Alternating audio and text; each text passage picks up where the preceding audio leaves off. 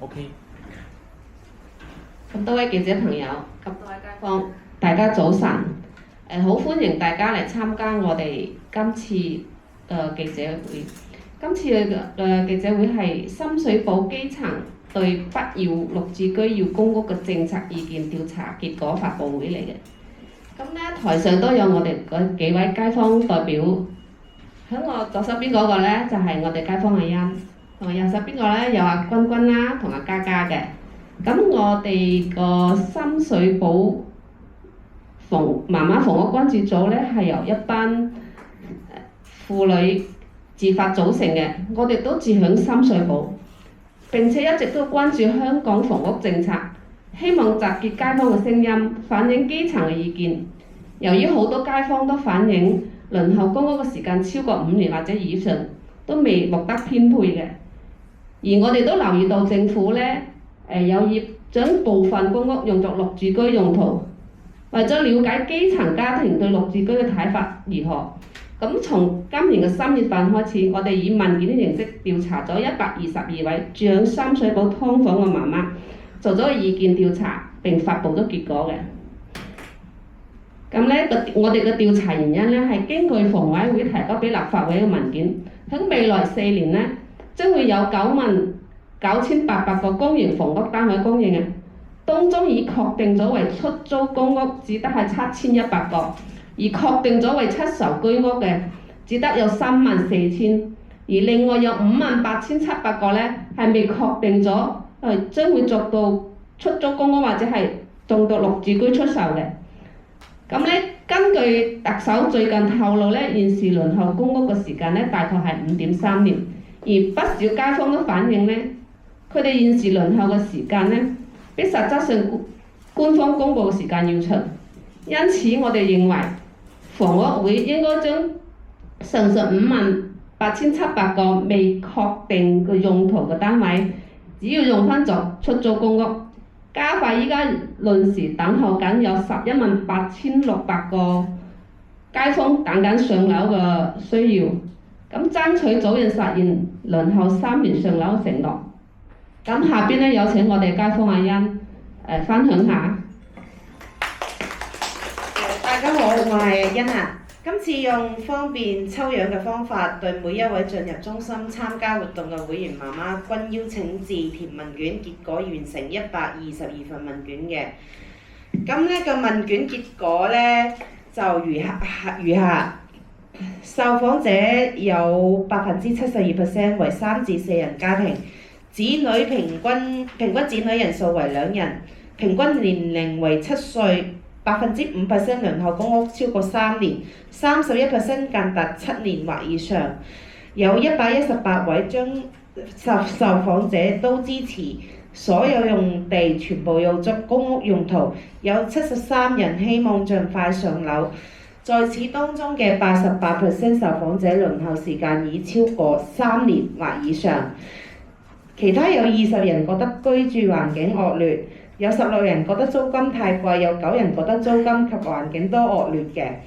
咁有18個受訪者表示不會購買綠置居，同埋佢冇錢買。有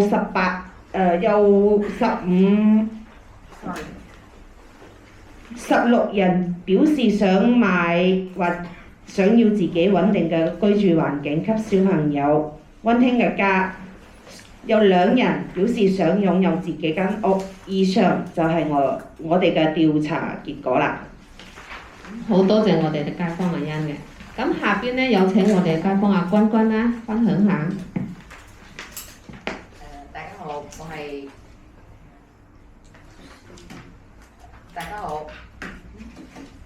家好，我係君君啦。我住喺劏房等上公屋咧已經有7年㗎啦。咁住喺劏房咁耐對我有咩影響呢？首先我自己個情緒有好大嘅壓力啦，因為我好擔心地方細咧，啲小朋友瞓得唔好，影響佢哋返學嘅精神啦。仲有咧就係做功課嗰陣時，同埋煮飯上邊咧有好多個矛盾啊。因為屋企咧得一張食飯台，用嚟食飯同埋做功課嘅。有時咧我自己都唔知幾時煮飯好，煮好喺度做緊功課嗰陣時咧，先嚟煮飯咧，又驚太夜咯喎，又驚啲小朋友肚餓，所以咧就令到我自己都覺得好大壓力。咁我自己咧都好中意做運動嘅，咁屋企太細啦，咁連放張瑜伽墊個地方都冇，想運動下都唔得，一啲私人空間都冇，冇得放鬆啦，搞到自己都好大壓力。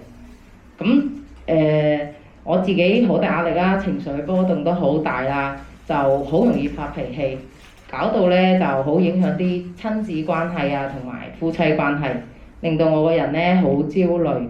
咁我依家情緒已經咁緊張啦，但係我仲未知道幾時先可以上到公屋，我要等到幾時呢？我自己都唔知道自己可唔可以捱得到，會唔會崩潰啊？咁政府想我哋排咗咁耐嘅等上公屋嘅基層家庭去買綠置居啦。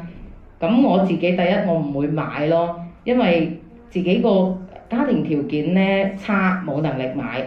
咁我本身係合資格上公屋嘅，我點解要去俾錢去買綠置居呢？要搞到自己經濟壓力咁大呢？係咪啊？咁如果有能力買嘅話，我都唔會考慮去買綠置居咯，因為買綠置居係冇得你自己想要邊度就揀邊度㗎嘛。咁我要俾錢買，點解我要買一個冇得選擇嘅地方呢？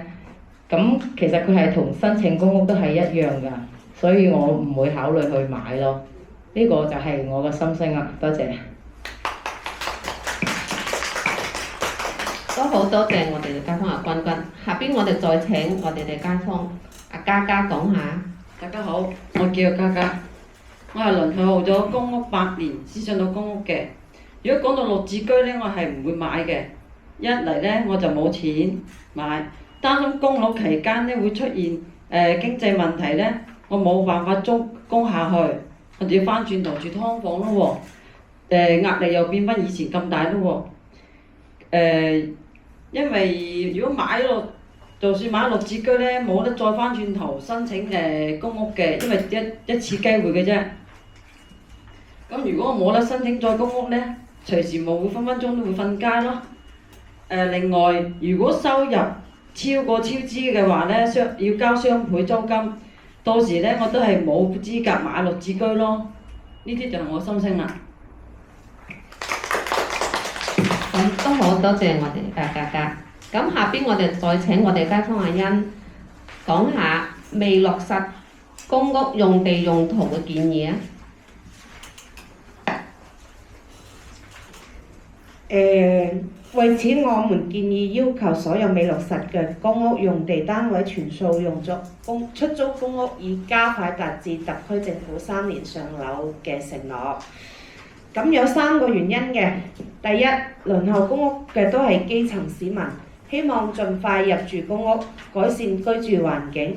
但調查結果顯示，輪候公屋嘅多數超過3年或以上，與政府承諾3年上樓事與願違。第二，政府認為綠置居可加快公屋輪轉，但90%半參與調查嘅居民不認可，因為遷出翻新再編配需時多月，根本係拖延時間，無法落成3年上樓嘅目標。第三，由於近年香港經濟下滑，政府因財赤而削減各項社會服務開支，例如取消學童津貼等。購買綠置居只會增加基層市民嘅負擔同壓力。近80%半表示無能力，亦不會買綠置居，因此綠置居明顯不受歡迎。希望政府考慮將綠置居改為公屋用地。以上就是我們建議的原因啦。都好多謝我哋嘅街坊代表講咗佢哋嘅心聲。咁下邊呢，有請記者朋友提問啦。咁台下啲街坊都可以發表下你哋嘅意見嘅喎。等啲記者朋友呢，幫我哋將我哋嘅民意反映出嚟啊！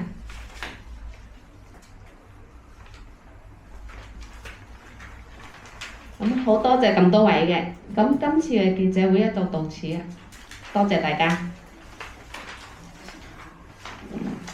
咁我哋都要我哋啲心聲嘅，咁我哋都一齊嗌出嚟啊！不要綠置居，我哋要公屋。不要綠置居，我哋要公屋。落實3年上樓承諾，落實3年上樓承諾，加快加建起公屋。加快起公屋。多謝大家。